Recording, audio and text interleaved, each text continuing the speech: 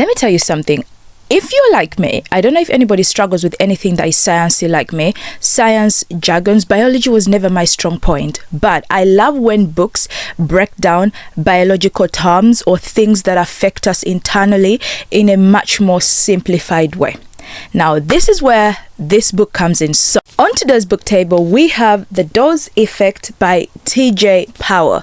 So, I'm going to be reviewing this book, and expect me to tell you what I learned from this book, how effective it has been in my understanding, and what is my rating. That's the part that you have to literally wait for towards the end of this video, or you can skip towards the end of this video and see what I completely read this book. First of all, I just want to apologize and say I know it has taken me a long time to actually review another book. It has only been the fact that I've been feeling a little bit like meh, and I've been feeling like slow and sluggish and unproductive and reading really slow. And I remember I put this up on my Instagram recently, telling people if anybody feels like this sometimes, you know you have a lot to do, you become so productive with what you want to do, and then all of a sudden you just go down with it. And I think reading this book kind of made me understand the dopamine spike and the dopamine sort of baseline, where it kind of breaks it down and tells you, you know what, you need a little bit of these different sort of effects in your life that can help you. Yet again, before we jump into the whole video where I explain the book and everything in the book, I rarely do say this, and someone say to me, Lucy, you need to say this a lot in your videos. So I've got an Instagram. If anybody's interested, you can actually go on my Instagram and follow me, and we can have chats and conversations there. Secondly, I have got this Fable app, which is like Goodreads, whereby I go and post all the books that I'm currently reading or the books that I'm yet to read. You normally find that I'm reading 5 books at the same time. So if you're interested, I'll put the link down below and you can follow me there. And also every single book I talk about is on my Amazon storefront. You can go and check it. And it's just literally, I get commission from that every single time you click and buy a book through my link that I've shared. But otherwise, you can always go on Amazon and buy the book yourself, you know. And this video really helps you to actually understand what you're sort of buying. I think that's all I wanted to say. And also, obviously, do not forget to like, comment and subscribe, the usual things. I always forget to that because I personally believe that if you really want to subscribe to me and see more of my videos, you will go ahead and do that. But if you don't want to, then it's still a choice. But I'm talking too much, and they always say that the first seconds are the hook of the video, and I think I've missed that mark. But let's get into the actual meat of the video. So when we always start these reviews, we always talk about who the author is and how I came in contact with him, and not in contact, but how I landed on knowing this whole thing about the book. To be honest with you, I'll tell you the honest truth. I was buying books on Amazon, and this very particular book caught my eye, and I went to Google who he was. But according to the book behind here, it sort of says that T.J. Power is a lead neuroscientist of the Dose Lab, a renowned international speaker and co-founder of Neurify, a trailblazing organization in the mental health sector. His work focuses on providing easy to adopt scientifically backed teachings that empower people to take action towards healthier lifestyles. Having studied psychology and neuroscience at the University of Exeter, TJ has captivated audiences worldwide, working with major corporations and health services, and continues to reach millions through social media. I also saw him that he has been on quite a lot of reputable podcasts, and he has been talking about like his book and who he is, and we're getting into this. So to be honest with you, it's really nice when you see someone who is around kind of your age group that is talking about these type of conversations when it comes to like dopamine or the dose effect or scientific stuff, because all the time when we see books written, they're always written by someone who is in their 60s, 70s and has got all this wide experience. But having someone who is young that has all this knowledge in his head or in his mind or to himself is quite good. Anyways, now let's start with the book itself. So the book is called The Dose Effect, and I'm going to break it down for you. It is dopamine, oxytocin, serotonin and endorphins. Literally, that's what it is. So let's start off by talking about dopamine. So dopamine is the D, O is the oxytocin, S is the serotonin, and E is the endorphins. Okay, so in the book it starts off obviously by talking about the dopamine effect, and the dopamine effect is literally the motivational chemical. In the book it says that the built through hard work and effort, dopamine creates your drive and motivation to pursue meaningful goals. So basically dopamine is literally what gives you that kind of pump, that power. This is why when a lot of people go to the gym or go for a workout, they feel so good after that. That is their dopamine levels being high. You feel so good after doing a certain task. You feel, very energetic when you've accomplished something, or when they've told you congratulations for something. You feel so good. But again, there are also other ways in which people can get dopamine, which are behaviors that literally, they feel good for a certain period of time, give you dopamine for a certain period of time, and then all of a sudden it drops and it gives you like a low effect whereby you feel so bad and you feel not energetic at all. And I have been going through the phases of feeling that dopamine spike up and down, and it's mainly because of my period, which I'm going to talk about in a second, somewhere, somehow, something that was kind of myth. So in the first chapter, it talks about how humans back in the day, in the 50s and all that, so in the first book, he explains about how humans, long time ago, we spent 99% of our time outside. And now in our daily sort of life, in our new generation, the Gen Z generation, the 2000s generation, we are spending 7% of our time outside. That is like, boom. To be honest with you, I spend most of my day inside. So I'm part of like the 7%. Okay. Let's just get in there. So back in the day, their dopamine levels literally spiked up due to their hard work and their effort and their urge to survive all the time, because back in the day they didn't have houses that we had here. They literally had houses that are very sort of like different to this. So they were outdoors, so they had to hunt to eat, they had to go out and do a lot of things that spiked up their dopamine levels. And obviously being outside, we all know how good that is for your own self and your own body.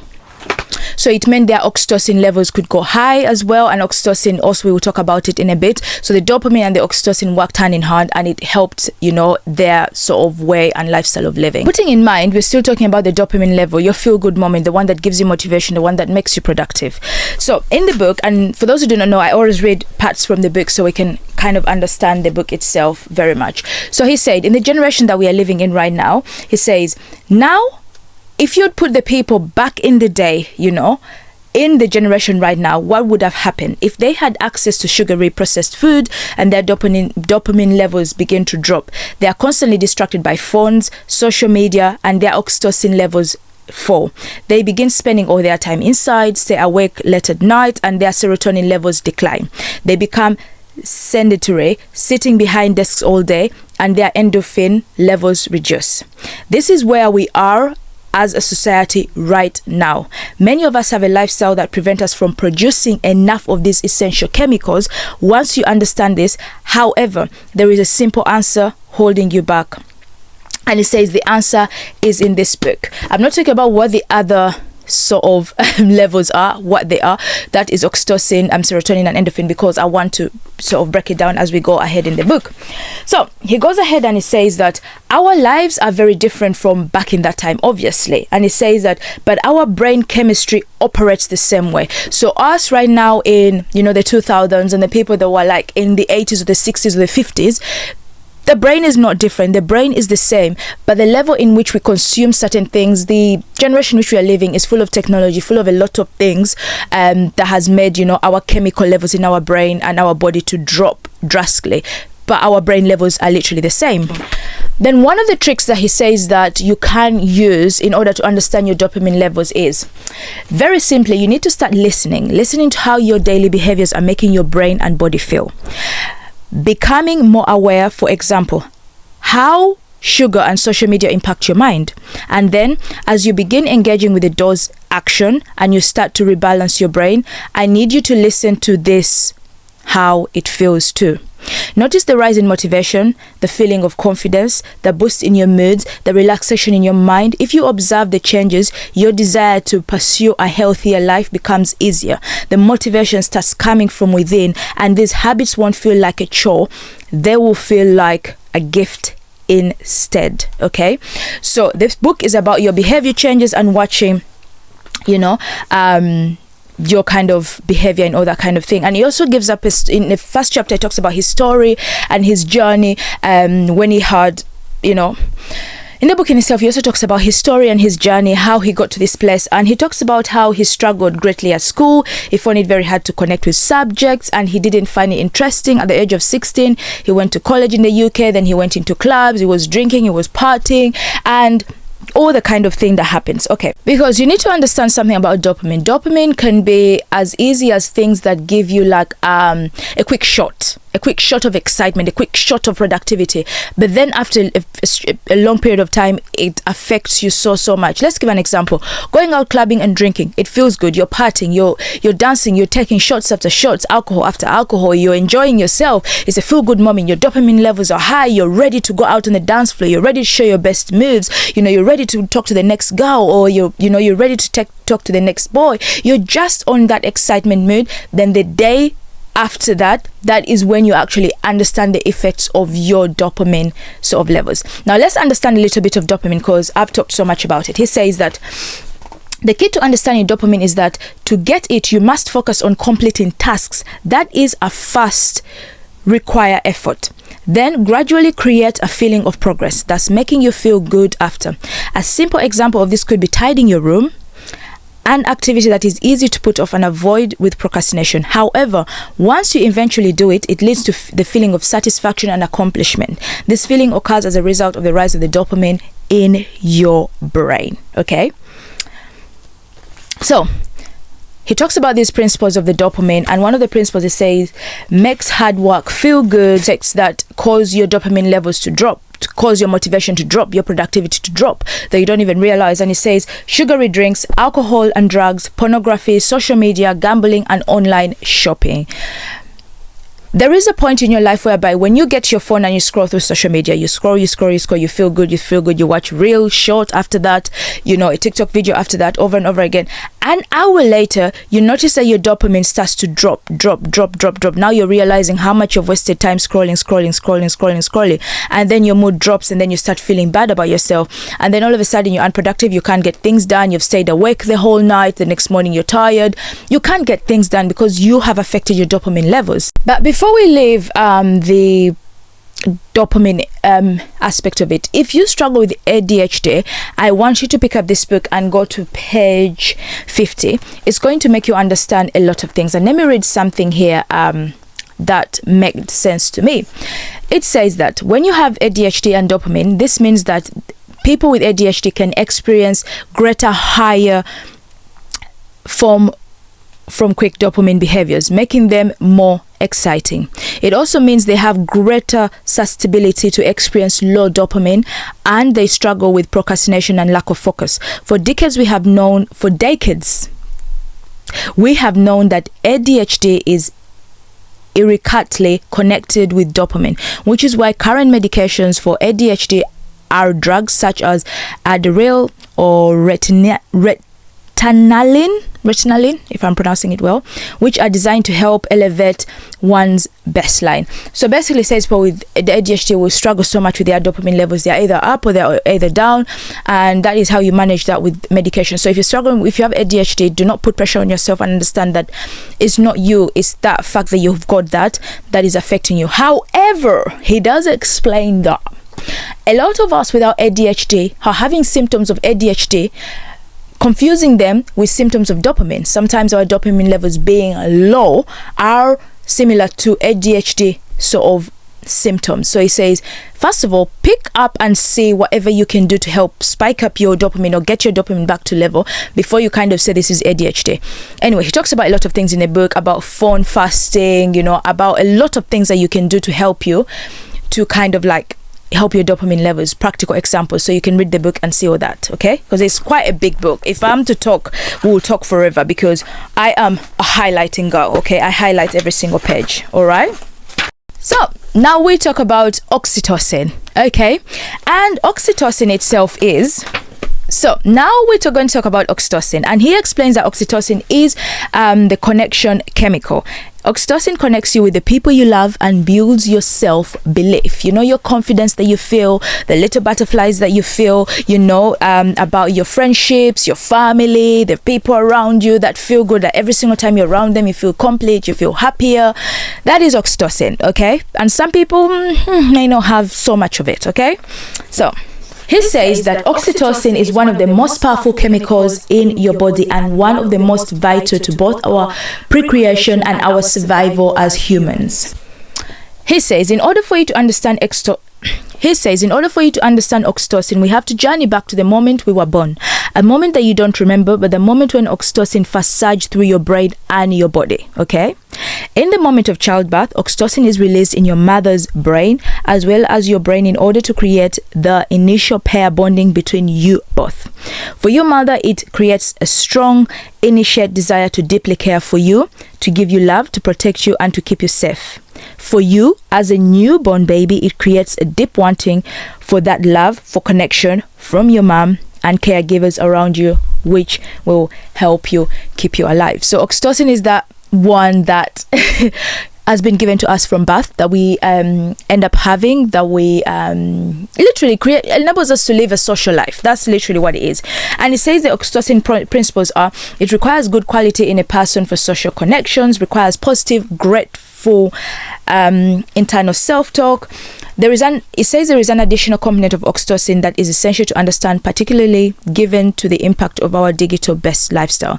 Giving and receiving love is not just something you do with others, but something you can do with yourself. He talks about so much about something called self-love that can also help your oxytocin levels so much, that it starts with you. It starts with you feeling good about yourself, about the love, about building your self-confidence that can allow you to love other people so much. And the signs that you may have low oxytocin levels, it could be that you experience a lot of loneliness, you experience a lot of isolation, you experience a lot of low moments, especially when you're around social people. You struggle to build social connections, the way in which you see yourself, the way in which you understand your levels. That's when you know that your oxytocin levels are really, really low within yourself, which is actually true, because a lot of us, you and me, we've all experienced those moments whereby our oxytocin levels are really low. Sometimes they are really high when we are with loved ones, and sometimes they are really low when we lose loved ones, or when loved ones have left us, they literally go down. And he says that happiness is equal to reality minus expectation. One of the principles that you have to remember when it comes to oxytocin and why you feel like that, everything is very scientific. The way you feel is not being crazy. You're not crazy, okay?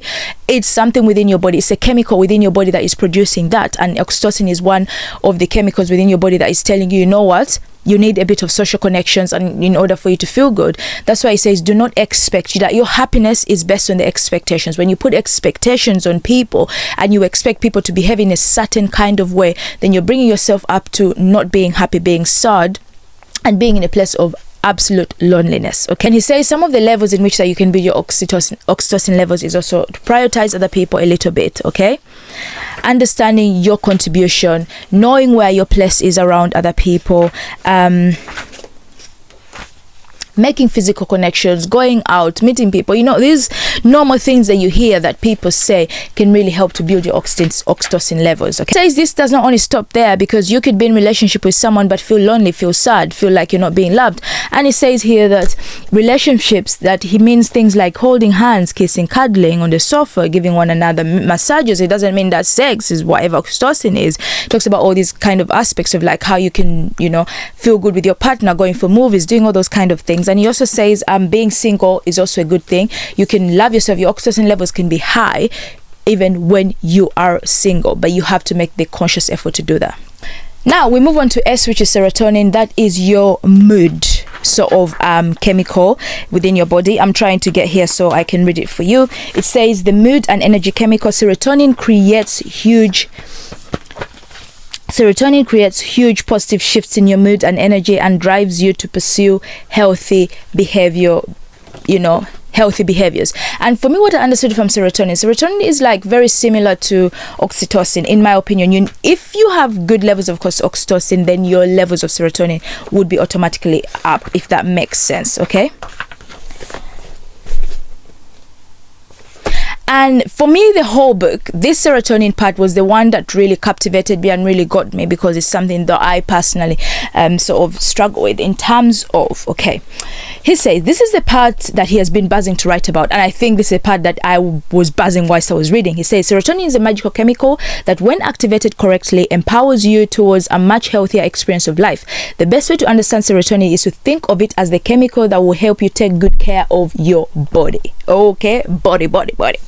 Anyways, he says the principles of serotonin, he says 90% is created in your gut. He says the most important aspect of serotonin for you to understand is that this chemical is not entirely created within your brain. In fact, 90% of it is produced within your gut.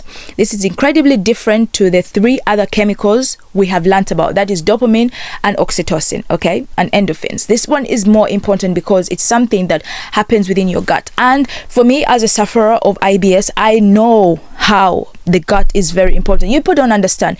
The gut is like your main brain for me. You know, it's like your second brain or your first brain, I may call it, because it affects everything in your whole entire body. And I struggle from IBS, and I know, and most people don't understand this, that when you struggle from IBS, you're literally suffering from something that is not good. You're either constipated or you have a running stomach, okay? In between, and you have pains in between, you have flare-ups, and there are times when you feel so good. There are times where you can't eat certain things that trigger you, that affect your whole thing, and it affects your whole entire mood.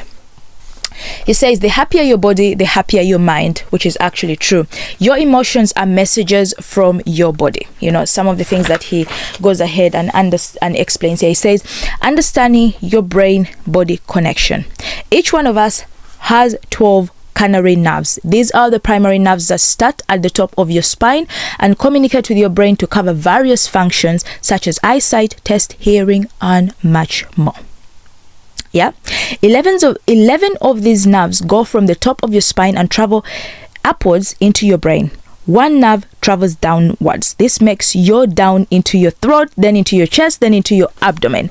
So I want you to just read the book and you kind of understand this. And oxytocin is more about understanding the effects of sunlight, understanding what you eat, you know, how it affects you. And he talks about so much here. And he says understanding your gut health. He says the world of nutrition is a vast one, and one with a huge range of opinions, both ethical and scientifically. Whether you eat a more traditional diet of meat, fish, vegetables, and fruit, or vegetarian or vegan diet, the key components of the guidance below will be the same. Literally, he's telling you about the guidance of what you can use when it comes to your gut health. He says things like eat fruit as a snack, eat until you are percent full, not fully full. Okay, we've had that so many times.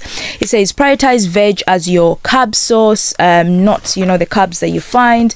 Remove ultra processed food from your, you know, diet. Experiment with intermittent fasting, which I do sometimes. The importance of water, you know, being alcohol free, probiotics, and all that. And he creates a challenge and things that you can sort of do.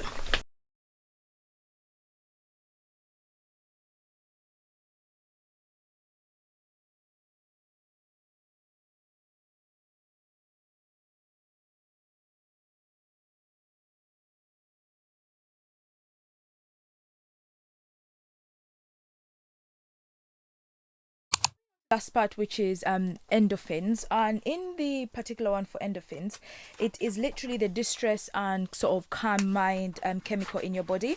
If we go to the beginning of this book, it says that it's the distressing chemical created by physical movement. Endorphins distress and calm your brain. So what he explains in here, he basically says that endorphins are a chemical within your brain and body that have exceptional ability to help you navigate stress and improve your physical health. Two things I imagine you likely desire: learning to understand their function in your life and how you can increase their activation on a daily basis will be transformational.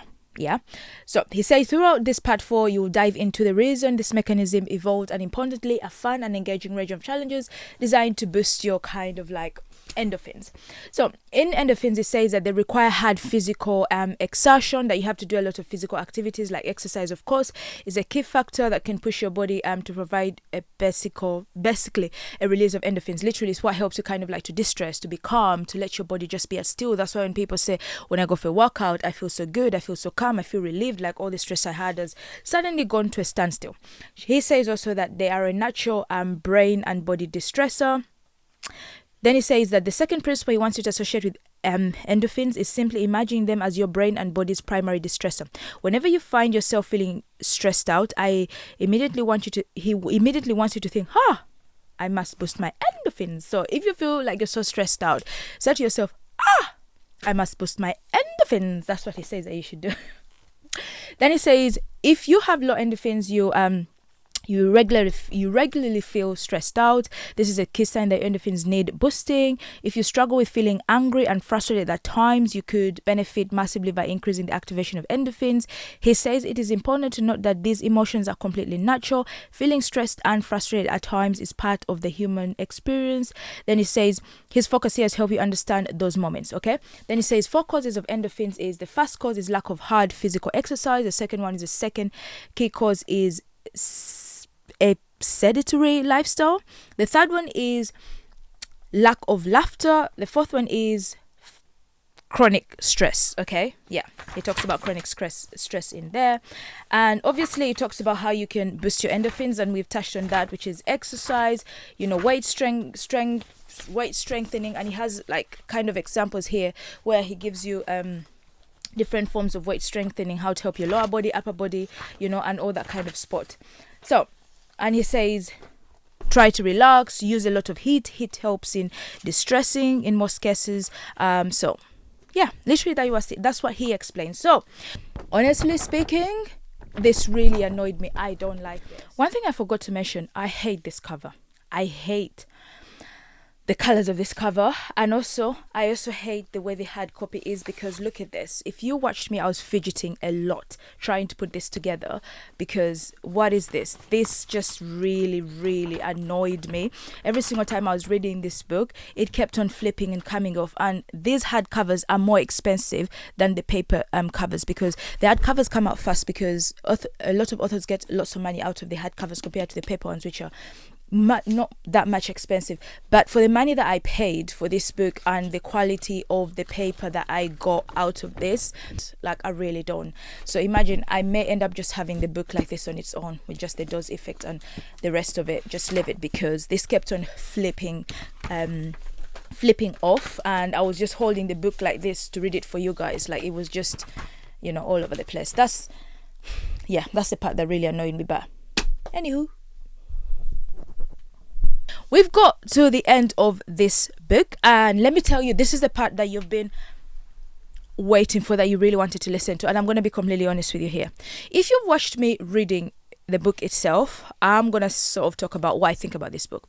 So the book itself it's a very, very heavy book. When you pick it up, you're going to find that it's quite heavy as well. It's written in white paper. It's not brown paper, it's white paper. I think it just keeps you awake whilst you're reading.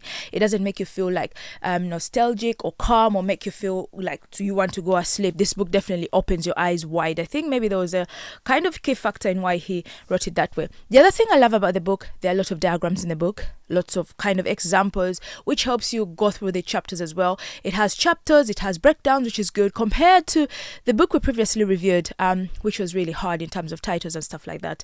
But I would rate this book, I'm going to give it a 4-star for people who have not read books similar to this. But for people like me who read books like me, we can rate this book a 3-star. And I'm going to explain why. I read this book a 3-star because it has generic advice. Every advice for dopamine, oxytocin, serotonin, and endorphins is similar. Most of it is distressing. Stay off your phone, walk, eat healthy, things you've heard before. There was nothing groundbreaking. The thing that was groundbreaking was understanding the dopamine, what oxytocin does, serotonin, endorphins, what they do in your body, and what those chemicals are. But there was nothing groundbreaking in helping those things get up. The other thing that was quite interesting is understanding these chemicals affect how you feel, rather than feeling that my life is shit. No, it's sometimes you have to just remember that it's these levels in my body that are quite low, so I need to boost them up. But it's very repetitive. It's repetitive. Chapter after chapter for every chemical that he talks about is very repetitive. This book could be read by, actually, I think I could say 15 plus could read this book, because it's an easy to read book. But if you're a more advanced person, more into depth of things and understanding your body a bit more, books like the one written by, is it Kim Spector, a really good deep dive of like scientific books that give you a deeper understanding. This book is not too deep, it's not too dense, it's very I don't know how to say it. I don't know if this is his first book of writing, but if this is his first book, then I can clearly say that this is his first book. But what I like these big writings here, that I liked it, but it does show that this is his first time writing a book, because honestly, they're not. How many times are you going to say, go for a run, go for a shower, go for exercise, clean your room, clean this, clean that? Like, yeah, we've had it. We've had it so many times. Give me something groundbreaking. Give me something different. That's what I was kind of looking for every single time I read this book. But anyway, that's what I have to say about the book. You let me know what you think about this book. Have you picked up this book? Have you read it? Are you most likely to pick it up and read it? Honestly, if you're not someone who reads self-help books and you want to get yourself into self-help books, this book would be very good, because it's very slow, it's very nice, and it helps you understand a lot of things. That is the honest truth. But if you speak about another perspective, you turn on the second brain, you know that this book is just a very okay. There are books that are quite greater than this. But his knowledge, it seems like a nice guy, seems like a genuine guy, and the knowledge that he's got over years and years and years to come, he's going to change a lot of lives and transform a lot of lives for sure, 100%. Thank you so much for watching. My name is Lucia Cow, if you don't know who I am, and thank you. Leave a comment. Let me know if you've read this book, or you're most likely to pick up this book, or what do you think about the things I've talked about. What do you think I can change, or books that you want me to read next time? Until next time, bye.